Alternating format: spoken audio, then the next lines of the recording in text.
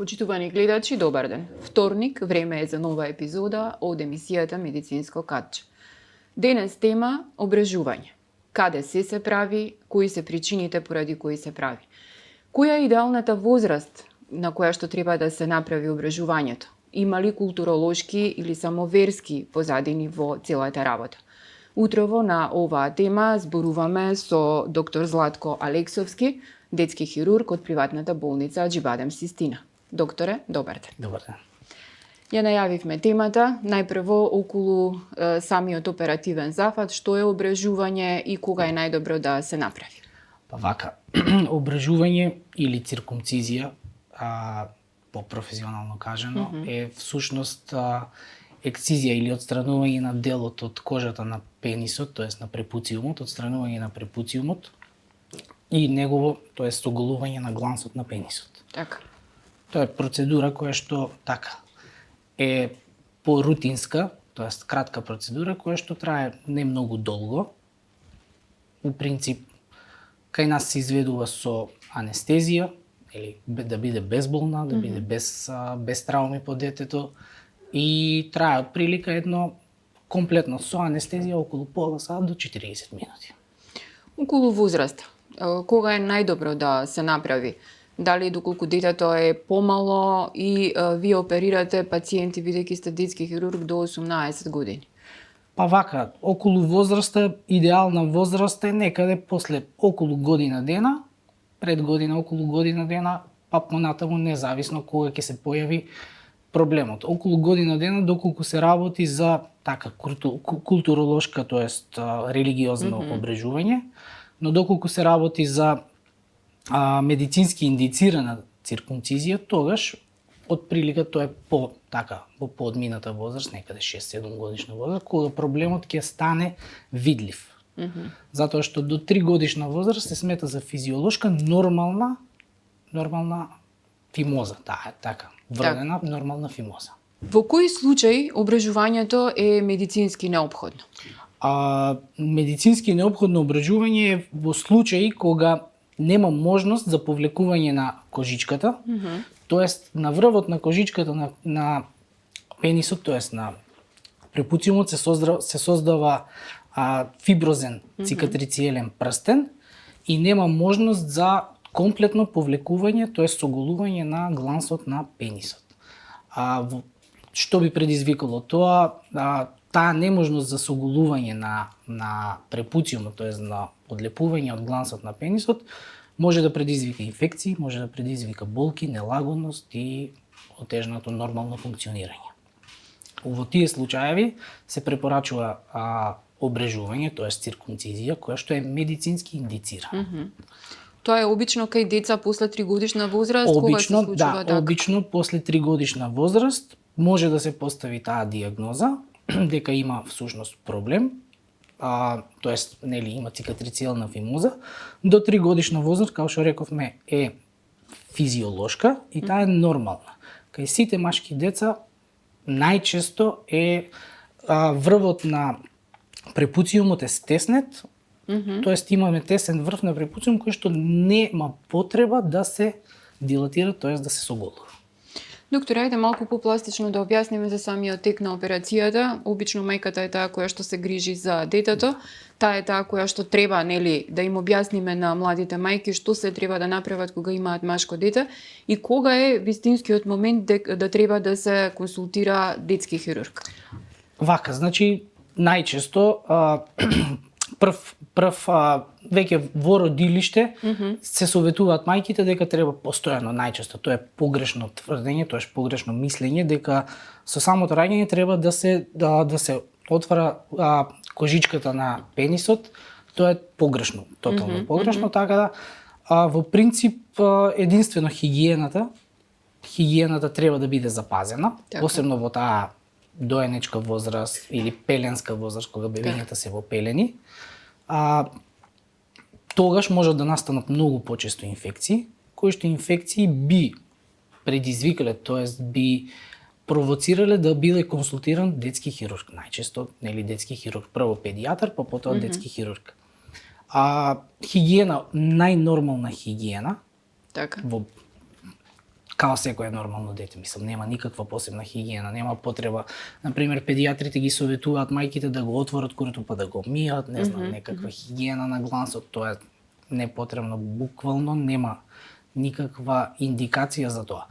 Сега, доколку настане некаква инфекција, тоа се, например, баланити и баланопостити, тоа е инфекција на глансот, инфекција на препуциумот, тогаш у таа ситуација треба да се консултира детски хирург, кој што ќе се ординира одредена терапија, најчесто антибиотска, и под значи хирургот ќе направи отварање, тоест дилатација на препуциумот, контролирана, се со цел да не се наруши тој прстен, да не се распука, кој понатаму би предизвикал формирање на фиброза, која што се формира, понатаму се формира цикатрiciјална фимоза. За самиот тек на операцијата, рековме дека интервенцијата е многу кратка, меѓутоа периодот на опоравување кај детето, нели, и кај тинејџерот, доколку не се среди ова во детска возраст, колку време поминува во болница, колку е постоперативно, дали треба нешто посебно додека е кога ќе биде во болница и после тоа какви лекови се користат и во тој дел малку да ги едуцираме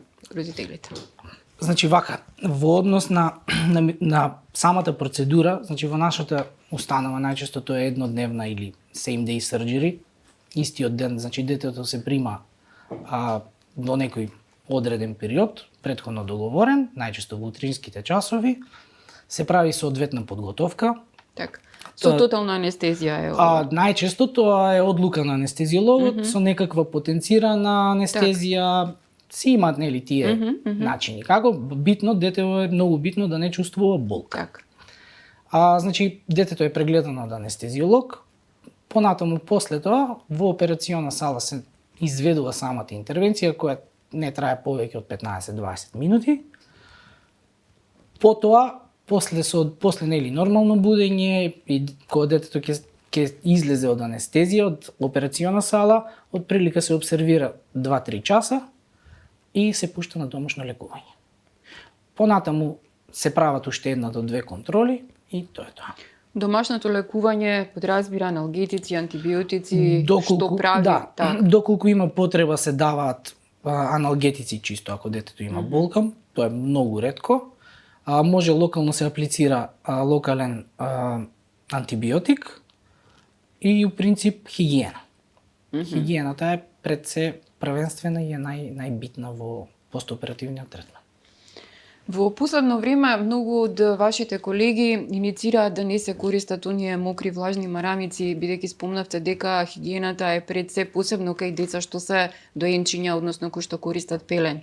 Какво е вашето мислење во... Да, нашето мислење и наша препорака е да буквално да не се користат никакви посебно влажни марамици кои што содржат некакви алкохоли или слични дезинфициенси. Најдобар третман за хигиена е сапун и вода. Така, значи кога се менува некаква купка, некаков сапун, така да тоа е ставот дека сапун и вода е најдобриот начин за хигиена на таа регија. Кога веќе е направена операцијата, кои се нуспојави можеме да ги очекуваме? Има ли ризици кои што може да се случат и доколку дојде до такво нешто, што потоа? Па вака, значи многу често такви тие постоперативни компликации да можат да се случат и тие се во многу мал процент, но сепак се очекувани кај некои пациенти. Тоа се, например, може да настане инфекција на местото на операција, тоест на местото каде што е изведена интервенцијата. Таа е така почеста компликација, исто така може и во многу мал процент може да настане некакво краварење кое што е минимално и тоа спонтано си поминува. Така до принцип не се некои големи компликации кои што можат да дадат некаков проблем постоперативен. Детето се опоравува, предпоставувам за 5-6 дена. Детето комплетно да веќе третиот, четвртиот ден, веќе 5 дена е нормално без никакви буквално како ништо да не е правено. Има ли разлика кај ображувањето кај возрастни и кај деца и кога ображување е потребно кај возрастни пациенти? Најчесто кај возрастни пациенти ображувањето е поради медицински проблем. Значи тогаш е индицирано ображување поради сериозен медицински проблем. Тој проблем е формирање на таква лузнаста промена, цикатрiciјална фимоза, кој што му го невозможува нормалниот живот на машката единка, понатаму живот. Тогаш се индицира обрежување. Поради што се појавува? Се појавуваат многу причини, мислам од многу причини. Не најчесто поради микротрауми кои што настануваат на кожата, може да се појави од инфекции, чести инфекции или од некакви сексуално преносливи болести да се создадат лузнести промени на препуциумот, тоест на нормалната кожа. Така. Кога сме веќе нели кај религиозните размислувања, кај нас некако обрежувањето е поврзано со јудеизмот и со муслиманизмот. Имате долгогодишно искуство пациенти кои што не се припадници на ниту една религиска заедница, а имаат потреба од обрежување? Па најчесто од нашево искуство е дека освен религиозните циркумцизии, другиот тип на циркумцизии кои што се изведува кај нас е највеќе медицински индициран. А во последно време, последниве години, последниве ставови се дека не е ништо страшно и нели нерелигиозно или немедицински, чисто нормално обрежување, затоа што е докажано дека најголем преносител, тоест на сексуално преносливи болести е мажот, посебно необрежаните лица. Али тоа се индивидуални ставови и тие така, ние не ги одлучуваме. Единствено по барање на пациентот. Така. Кој ви е највозрастниот пациент кај кој што е направена ваква интервенција и поради која причина, и кога сме веќе тука, кој е најмалото бебе по кое под иницијатива или на родителите сте направиле вие обрежување? За највозрастен пациент, сега ние сме детска возраст, нели така, до 18 годишна возраст, ја колку што знам, последно кај нас некаде 70-75 годишна возраст, медицински индицирана циркумцизија во нашата установа, а најмало бебе, јас што имам видено, е 7 дена старо бебе.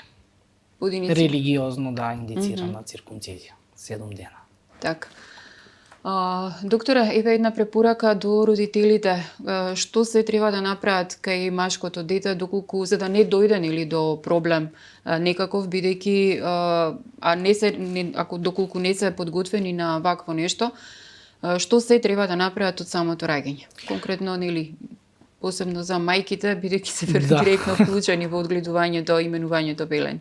Па вака, во принцип нема потреба со самото нели после раѓањето и до таа 3 годишна возраст нема потреба да се прави посебно не насилно отварање или насилно повлекување на кожичката се со цел да се отвори глансот за некаква си хигиена. Нема потреба буквално. Сега најнормална хигиена во таа дојнечка возраст, како и цело тело што се цела нормална хигиена, со тоа што доколку има проблем, например некаква инфекција или слично, тогаш тие би требало да се обратат на педијатар или на детски хирург. Па понатаму ние би процениле што и како понатаму. Има ли стигма посебно кај тинејџерите кога станува збор за обрежување?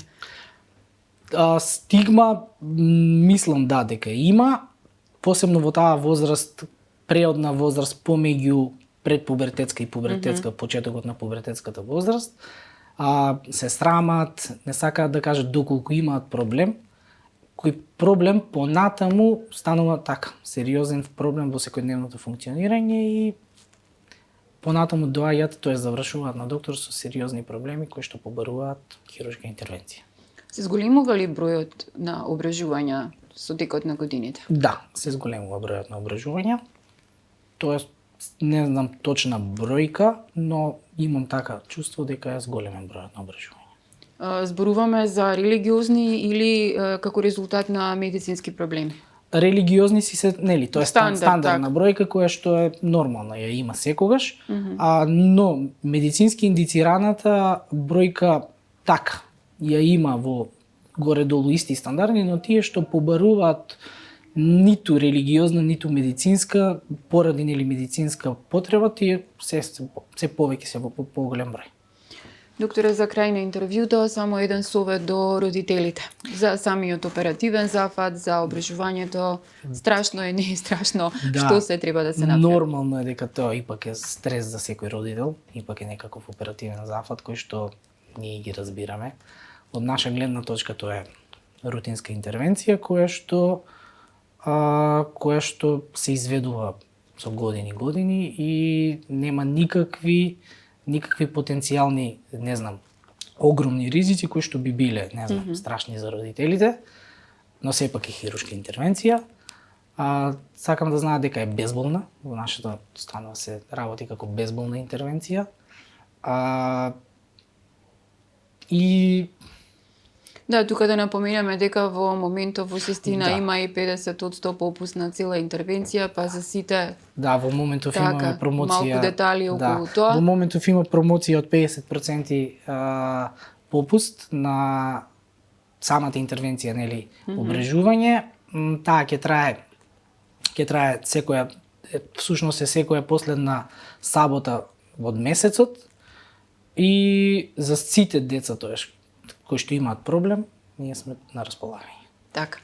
Докторе, ви благодарам Фала за ви гостувањето во Фала. Слободен печат. Вие, почитувани гледачи, останете со нашата програма, следите го нашето веб издание и секако очекувајте го издавањето на нашиот весник. Ви благодарам за вниманието.